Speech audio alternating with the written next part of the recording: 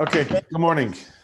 We are in the middle of Iggeres Hakodesh number Ches. We're on page 226, but we're going to start from the bottom of page Kuf Yud Gimel. The fourth paragraph of this letter. The theme of this letter is again about tzedakah, and this time he takes us on a journey from a different perspective, and that is to explain the metaphor that's used for tzedakah, the metaphor of zereah, planting and seeds. And this is based on a pasuk, zereah tzedakah is matzmiach yeshuos. Not a pasuk, but it's part of the davening that we say in the mornings. And he's discussing why is the terminology, why is the metaphor of zereah, of planting and seeds used.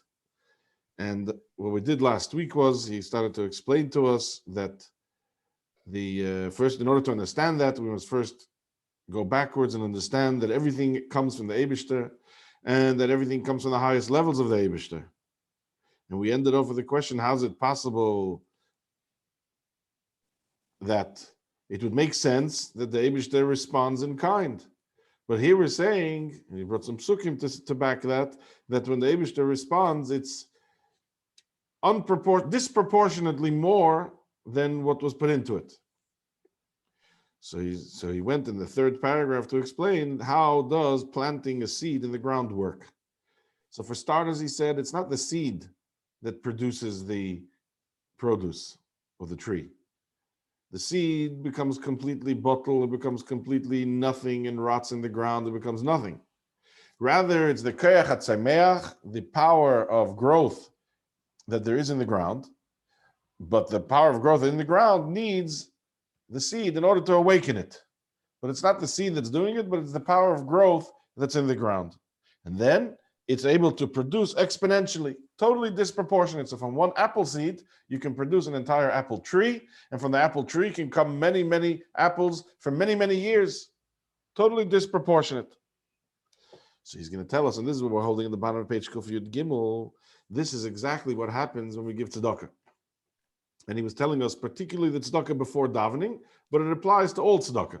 But he was talking in the context at the beginning, he was talking about the tzedakah that's before davening, why it's necessary before davening.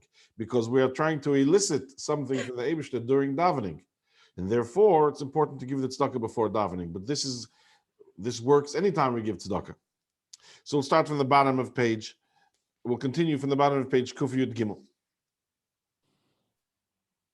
So that was the analogy of the seeds in the ground. So he says, Kocha mamash, precisely like this, al derech moshel, by way of a metaphor, kol ma'aseh tzedakah she'eis in Yisrael, every act of tzedakah that Yisrael perform, oila l'mayla, goes upwards, b'pchinas halo asman. He has 2 or 3 lines over here of Kabbalah. We discussed it last week, that the oretz is considered the mayim nukvin, the feminine, and the rain that comes down is the mayim duchrin that comes down into the oretz and impregnates the ground in order to be able to produce. So he says that's what happens when we give tzedakah. Then we give tzedakah, it ascends upwards like an elevation of feminine waters, to the root of their neshamas above. Just like we said in the analogy in the mashal of planting a seed will unveil the earth's growing and vegetative powers. So the same thing happens when we give tzedakah, and it rises upwards l'sheidish nishmasein to the root of the neshamis. What is the root of the neshamis? We've had this earlier. That is what's called anikar b'shem Knesset Yisrael. Knesset Yisrael is that place up in the heavens where the root of all neshamis come from, congregation of Israel. Also known ve'imotato b'loshen hazer. This is also known as imotato, the imotato, the lower level mother. Ushchina b'loshen haGemara. Zohar calls it imotato. Gemara calls it the Shchina. Haklula mikol midas shel Hakodesh Baruch Hu, which comprises of all of the midas of the attributes of the Eibishter, umiyichados ben betachlis, and are completely united with the Eibishter. So when we give tzedakah down here, it causes this mayim nukvin, whatever that is, to rise upwards to the Knesset Yisrael, which is the sheidish of the neshamas, which is where the Shechina comes from, and which is most importantly is klula. It's bound and it's inclusive of all of the Eibishter's midas. Reishis and midas chesed, starting with the midah of chesed. So when we give the tzedakah, and this raises up this mayim nukvin, this shechina, through this elevation, mis'eirer chesed Hashem mamash. This is what awakens, arouses by the Eibishter his literal chesed Hashem, which is chesed. We explained last week is the idea of giving and of sharing. That means it awakens by the Eibishter the feeling, the desire of revelation, of Gilui Eirei Yisbarach, the Gilui of his light.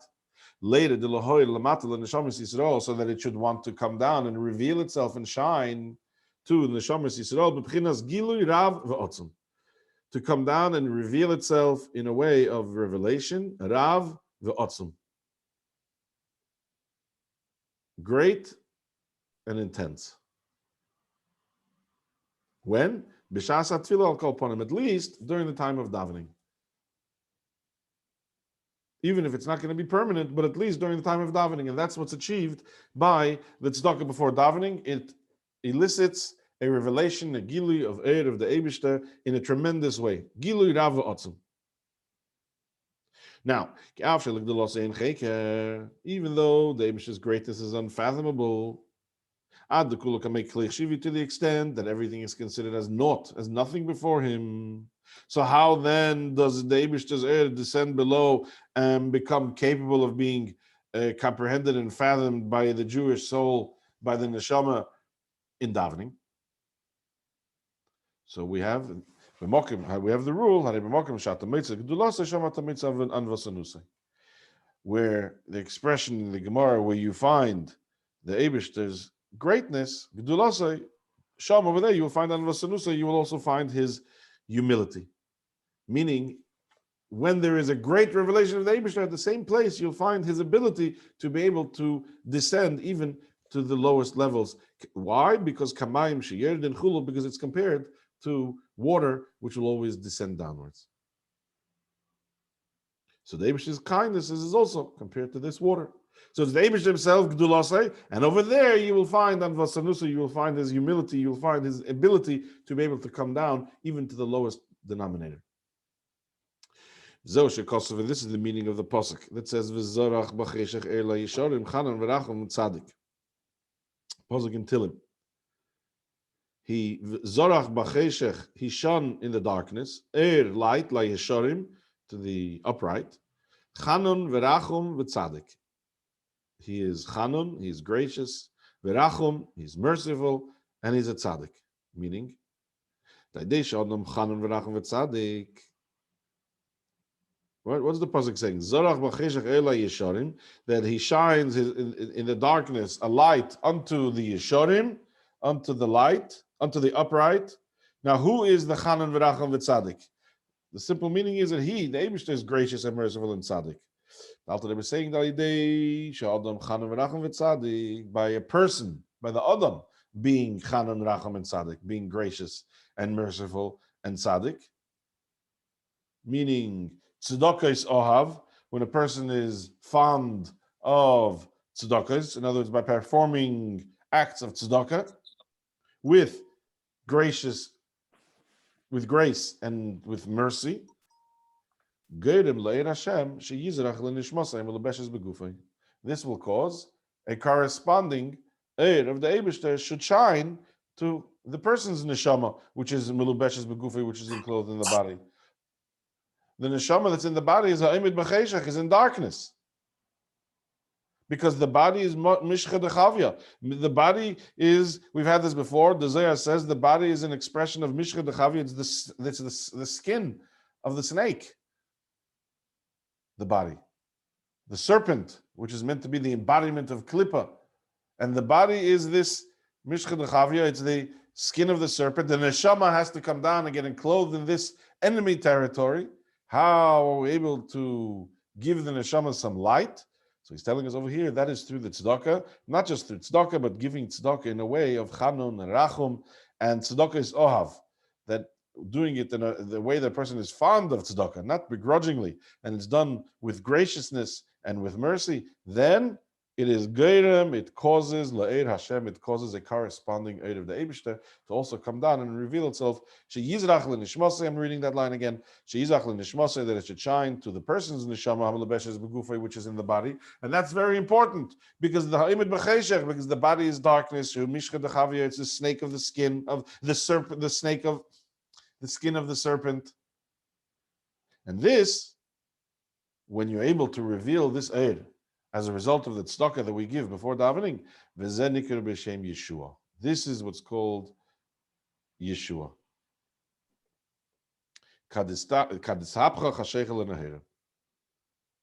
When is it called a Yeshua? When is it referred to as a deliverance or a salvation? When kadiskafia chashechel l'nahera, when darkness is converted to light.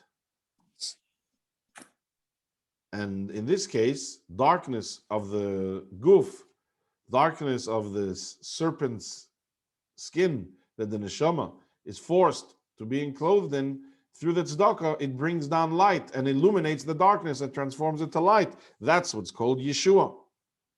And therefore, that's the meaning of the pasuk that we started, of the expression that we started this letter with. Zerei tzedakah, as we explained, right? This is from davening in the morning. Zerei tzedakah, as we explained, planting tzedakah is because it has very much the characteristics of planting, with the disproportionate return and so on. The next part of the davening is matzmiach Yeshuos, and it sprouts forth salvations and deliverances. And this is the what's the deliverance? What's the salvation?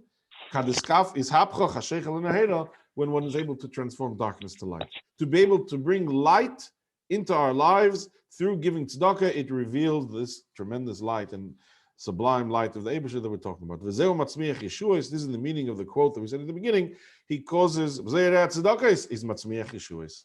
When you plant tzedakah, it causes matzmiach Yeshuos to sprout forth as a result of sowing tzedakah. Because this salvation, it grows, it sprouts forth, mizerias hatzedakah, from the planting of the tzedakah. Shezorin ba'oretz alyena, from the planting of tzedakah that is planted in the oretz alyena, in the supernal earth, in the supernal soil. Right? We're using the metaphor over here of planting. So when we give tzedakah, that is planting a seed. Which soil? The oretz alyena, in this supernal land, otherwise known as Eretz Chayfetz. What's Eretz Chayfetz? Eretz Chayfetz is here Shechina or Knesset Yisrael. It's the Shechina, the Knesset Yisrael that we mentioned earlier. What does it mean Eretz Chayfetz? So there's a beautiful Hayem Yem where the Rebbe, I can't remember the day, where the Rebbe explains a word from the Baal Shem Tov. The Baal Shem Tov says that Va'atem tiyu li Eretz Chayfetz, that you will be to me a desirable land. So the Baal Shem Tov explains what's the usage of, what's this metaphor of that the Bnei Yisrael, the Yidden, are called land and Eretz, and you're on Eretz Chayfetz, a desirable land. So the Baal Shem Tov explains that when you dig deep in the earth, you'll find Margolius, Tevis, Avonim, Tevis, and Margolius. You'll find precious stones and pearls and all sorts of stuff. Not pearls, but you'll find precious stones and other things. But you need to dig deep in order to find it. So he says that Bnei Yisrael, the Yidden, are referred to as this precious land, that if you dig deep within every Yid, you'll find tremendous treasures. And if we have the patience and we're able to invest the time and energy in another Jew, we will certainly, he says, to be able to reap the proper yivul, I think he uses the word over there, the proper return as is deserving of the Eibishter's land. And that's what he's referring to over here. Then when we give tzedakah, it's planting a seed. Where is it planting the seed? We said earlier it's planting the seed in Knesset Yisrael. What's Knesset Yisrael? The neshamis. So here he uses a different word, Eretz Chayfetz. Eretz Chayfetz, we just said, that's from this Hayem Yem that I just told you, is talking about the neshamis of Yidden. So he says, Hi Ashchino, Knesset Yisrael. Eretz Chayfetz is the Shechina, the Knesset Yisrael, this congregation of Israel that we said earlier, is the source of all neshamis. Shenikras Kain. Why is it referred to as Eretz Chayfetz?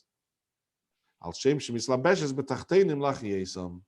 Because it, the Shechina, invests itself B'Tachteinim in the lower worlds Lach Yesam, to give them energy.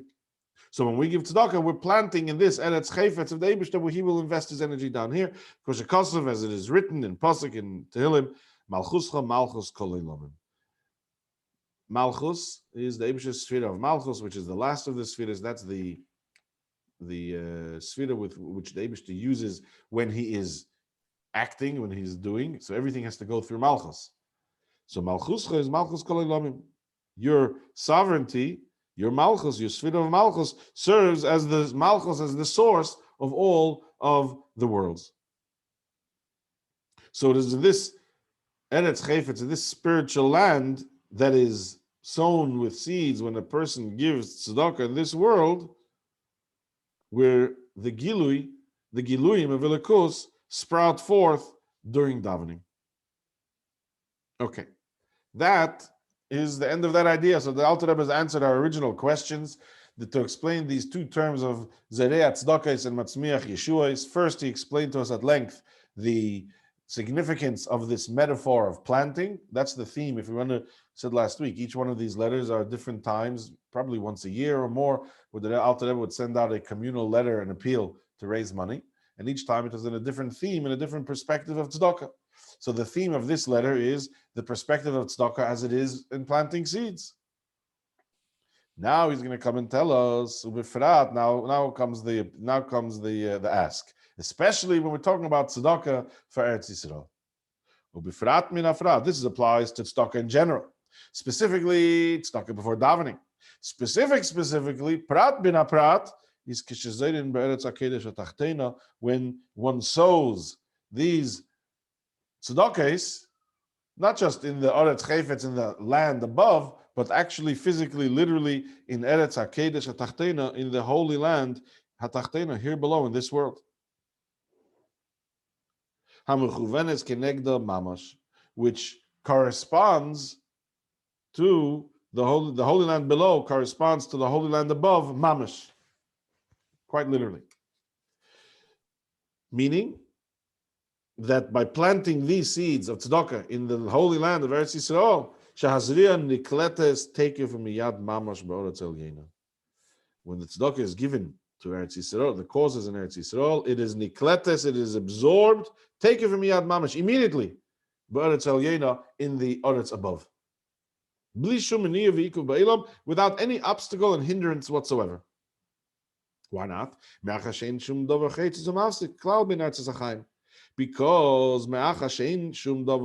is nothing which is chaytis umafsik, which serves as a chatzitza, as a barrier or an intervention, klal, at all, bein Aretz HaChaim, between the lands of life. Aretz HaChaim is the land of Eretz Yisrael, the physical land of Eretz Yisrael here, and the Eretz Chayfetz of the Eibishter there.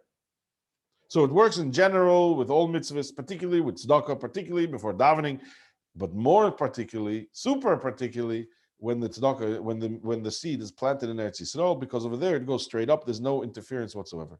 Why? Because Eretz Yisrael is Kizeh Shara Shamayim, because the Eretz Yisrael is the gate of heaven.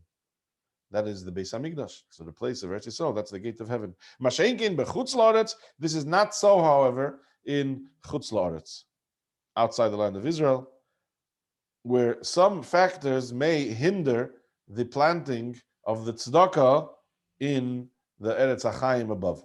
But in Eretz Yisrael, it goes straight up. V'day la'mevin, this is enough for the understanding person. Okay? And again, to remind us, the Alter Rebbe here is talking specifically, he founded a charity then to support the fledgling yishuv that was in Eretz Yisrael, that was led by his contemporary as well as his mentor, Mendel Vitebsker, otherwise known as Mendel Haradoker, and he was raising money to send to them, and that's where the theme of most of these letters is about tzedakah in general and about tzedakah to Keil Chabad, which was the name of the charity, to tzedakah to that. That's why the Rebbe had one pushka on his table, and that was, he gave tzedakah all over, but the pushka, the tzedakah box that was on the Rebbe's desk, was always the Keil Chabad tzedakah box. And every time before he went to the oil, the Rebbe would send a donation to Keil Chabad. $100. It was many times. Every time before he went to the oil. Okay. Any questions on Iggeres Ches?